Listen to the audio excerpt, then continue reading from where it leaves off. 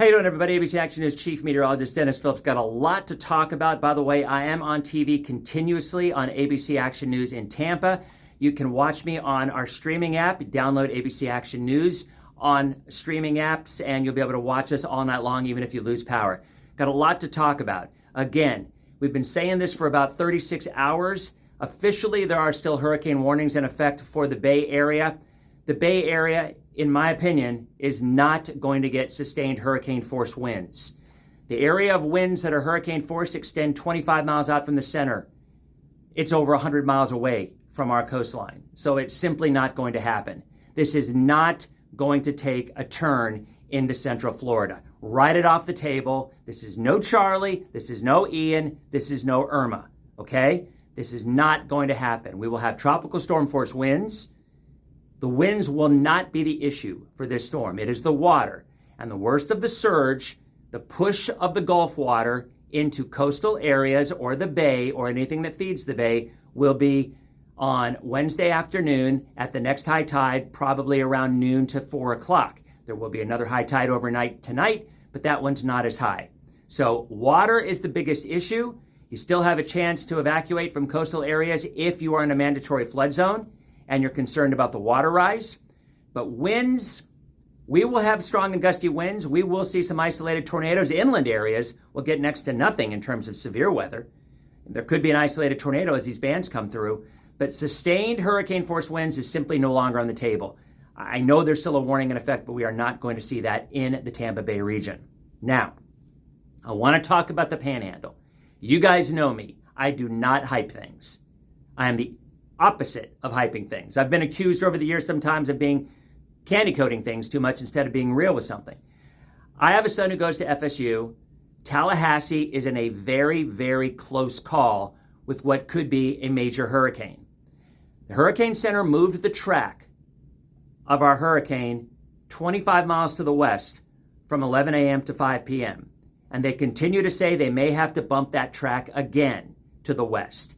The ridge to the east of Florida has not weakened. This storm is still going due north. Eventually, it is going to turn. But if it turns later than sooner, I think eventually the Hurricane Center will need to bump that track west. Now, a couple of things. Hurricane force winds extend 25 miles out. So the center, the eye of this storm, wherever it makes landfall, the worst of that wind is only going to be about 5 or 6 miles from the eye. It's a rather small area of extreme winds. Right now, the track is about 25 miles east of Tallahassee.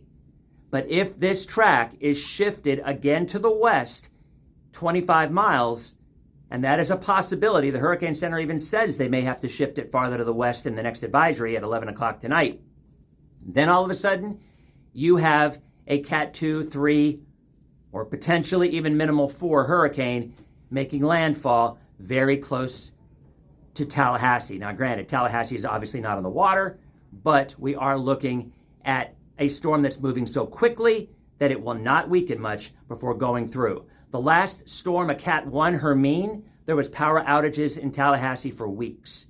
Okay, so let me be clear about something. That is not the forecast, but I would be remiss if I didn't tell a lot of folks who have kids who go to schools in Tallahassee that this is a possibility. I'll be honest. I had a conversation with my son just about a half an hour ago, and I told him, we talked about the pros and cons about evacuating.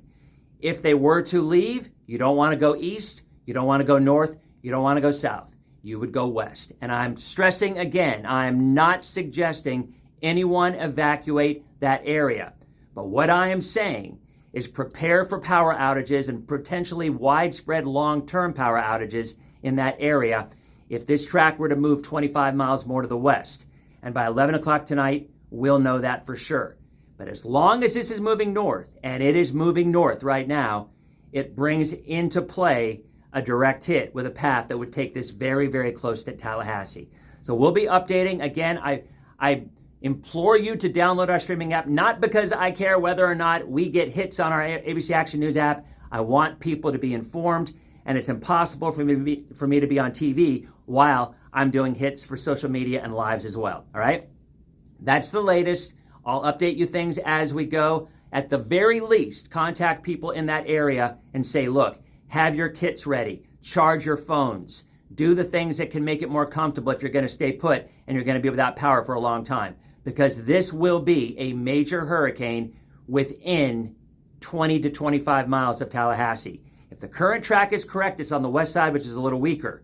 But if that track moves 25 miles, it is a very bad situation. So that is the real deal with what we're talking about. Not trying to scare anybody, but I want you to be informed so you can make the best decision for you and your family, okay? That's the latest. Watch us online, watch us on air, and I'll give updates here as often as I can right on through the overnight.